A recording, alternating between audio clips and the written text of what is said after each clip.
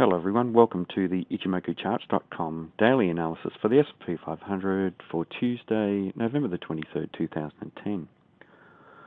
Well, the market continued to the downside with a downtrend, and we can see that we had a candle making a lower high and lower low today, and a fairly large red-bodied candle, so that could be significant for continuation of the trend to the downside.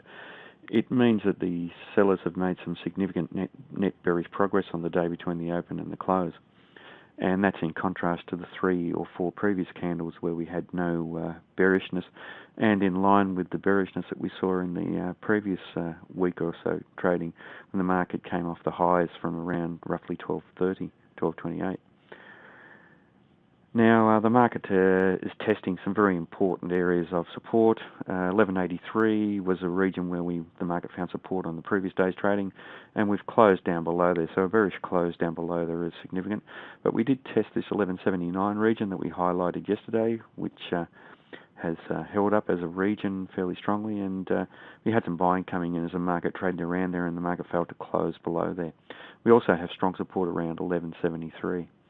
Now, if we look at big picture terms, look at the chart pattern here, there is potential for a head and shoulders pattern.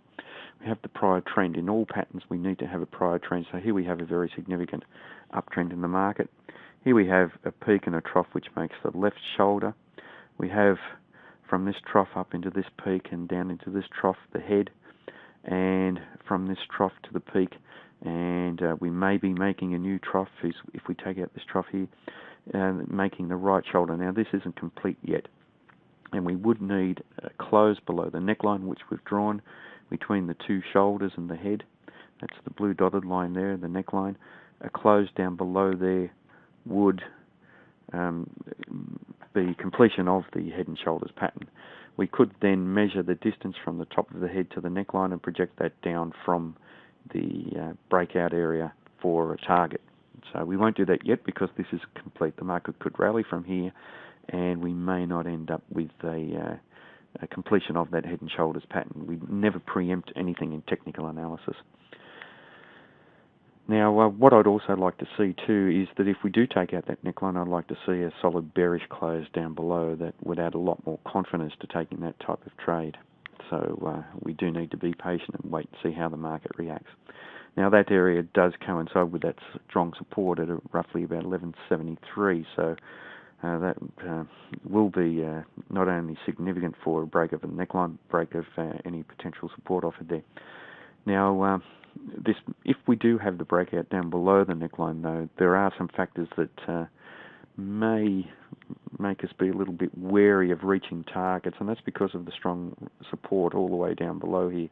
We have strong support 1163, which is a strong region previously, and down around 1150 was a strong previous resistance and potentially could act as support, has acted on as support previously.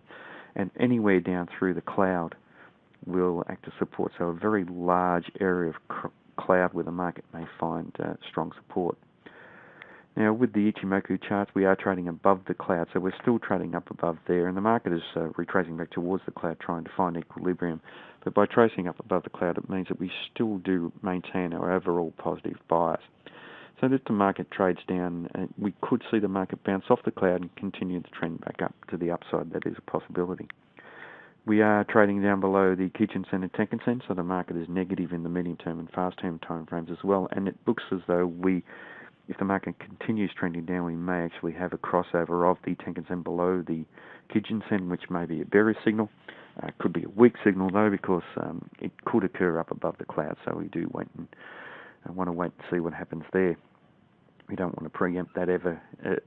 If the market rallies, then we may not see that crossover. But overall, in the big picture terms, we're still bullish, but retracing back towards the cloud here. Negative in the short term and medium term, looking for a potential completion of a head and shoulders pattern, so it's important to watch the low of the current candle and certainly the area around 1173. To the upside, watch the area around 1191, and then certainly 1200, the round number, if the market does rally, may offer very strong resistance.